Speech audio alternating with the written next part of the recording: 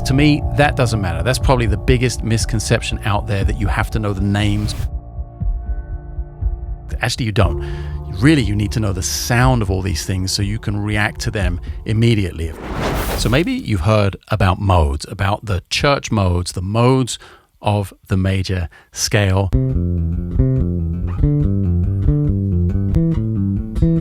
Things like Dorian and Phrygian and Aeolian, these kind of words. Maybe you've seen these in a bunch of theory or improvisation videos on YouTube. Maybe you have a teacher who's teaching you how to play those modes. Today, I want to throw out there exactly what they are, give you a brief description, brief rundown of what they all mean. But most importantly, I want to get to a few things that I think are misconceptions about the way we organize music, about the way we organize the major scale, and about how we think about music when we play, whether that be bass lines, whether that be improvisation, whether that be chords. No matter what it is you do in music, I want to get you as far away from thinking about them as possible. We're going to use an exercise from my book, Bass Player's Ultimate Chop Builder, Major Modes. If you want to dig deeper into any of the stuff we talk about in this video today, signed physical copies are available. They're all linked below in the description of the video. You can also get physical copies from Amazon, and you can get digital copies from my website, yannickwisdala.com/store. Now, what are the major modes? I want to put the sound of a major scale in your ear. That's our key center. That's our harmony. And the modes are scales based upon each scale degree of that major scale. I'll name them as we go, just run through them quickly so you have the terminology, the lingo. We start off in our root position, our tonic position, that's Ionian. We get up to the second degree of the scale. That's Dorian. Then we get to Phrygian. Based on the third, we get to Lydian. Based on the fourth, we get up to the fifth, which is Mixolydian. Our sixth here is Aeolian. A couple of different ways of pronouncing this one, Locrian or Locrian, based on the seventh degree of the scale, natural seventh. And then we're back to our root, to our tonic. So those are the sounds of the modes of the major scale. They each have quite a distinct characteristic. If we take our fourth degree of the scale, for instance, that's Lydian. Has that sharp 11, has that B natural on an F major scale.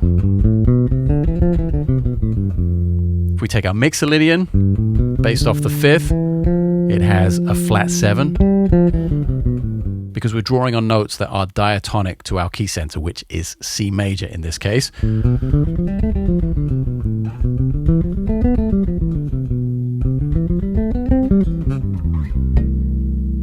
Now, I think these are really valuable for being more fluent when you play diatonically within a key center. I'm just not so much of a fan of, oh, it's a minor chord, so let's play Dorian. There are so many misconceptions about what actually sounds good over which chord. And I think the more we think about those things and the more that thought process gets in the way of our performance, the less honest the performance is. So I want to give you exercises. I want to give you a first foot on the path to being completely fluent with this so you don't ever have to think about it. I like to take linear ideas, patterns, shapes, and move them diatonically through a key center, like C in this case. I'm going to use the very first exercise from Ultimate Chop Builder, and we're going to take a shape, a 4-note shape, 1, 2, 3, 4, and it's the root, the fourth, the third, and back up to the fourth when we play it in its first position. And I want to walk through the entire scale of C major playing this shape, but each time I shift, I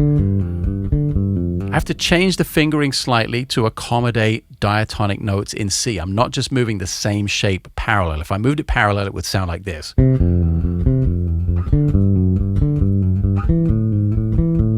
It's a very different sound from playing diatonically through the modes like this.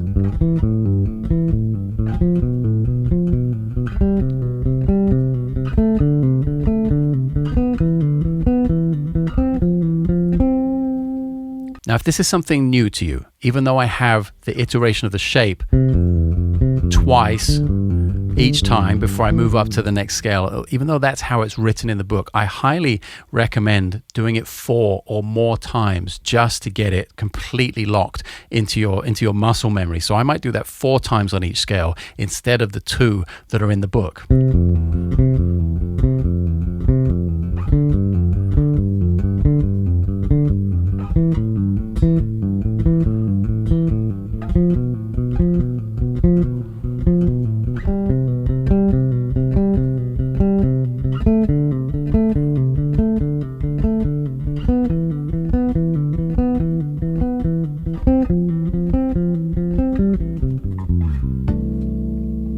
It's this kind of repetition and actually this kind of expansion of the idea, playing it 4 times instead of twice, gives me a little bit longer for that sound on each scale degree to sink into my ear and of course into the muscle memory in the fingers as well.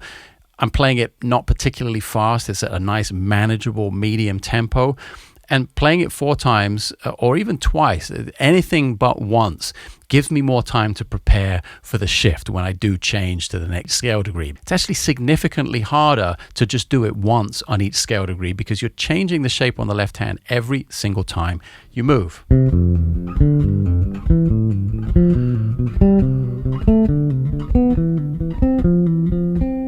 Now, obviously, that's a great goal to have if you're playing, if you're improvising, whether that's a bass line or a linear idea, you get to play a solo in a tune, and it's just C major.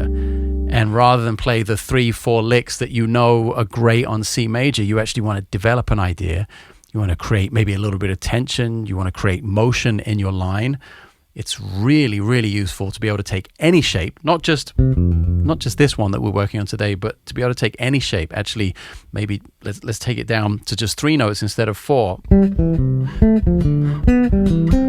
We could play triads, just the ability to move that idea through the harmony, keeping all the diatonic notes of that chord, of that tonal center that you happen to be playing in. It's a really useful tool, and it will make your storytelling as a musician so much more interesting and so much more fluent. So although in isolation this really is an exercise, it's sequential, it's pattern based, it's a bunch of fundamentals and foundation.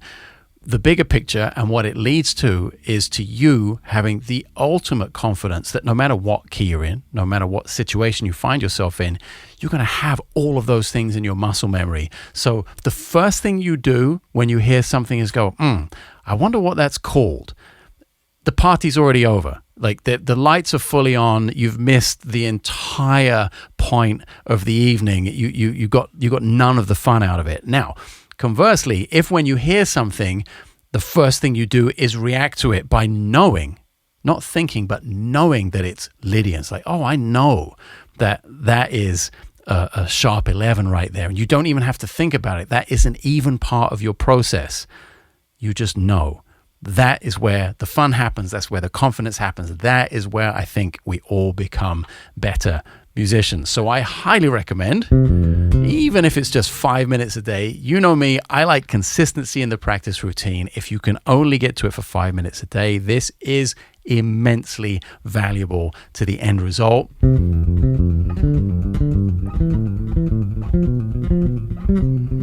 And you just win at that point. Consistency, intent, and with realistic goals is a really winning combination for, I'm going to hazard a guess, almost anyone out there. Just be honest about where you're at, what tempo you need to take it at, whether you're ready to go into all 12 keys. So many ways to approach it. There are obviously dozens more of these exercises based around exactly the same concept in the book, Bass Player's Ultimate Chop Builder, Major Mode. As I said, signed physical copies like this one ship worldwide from my studio. Everything is linked in the description of the video. Really appreciate you spending some of your very precious time with me to talk about music, learn about the bass. I'll see you again on the next video.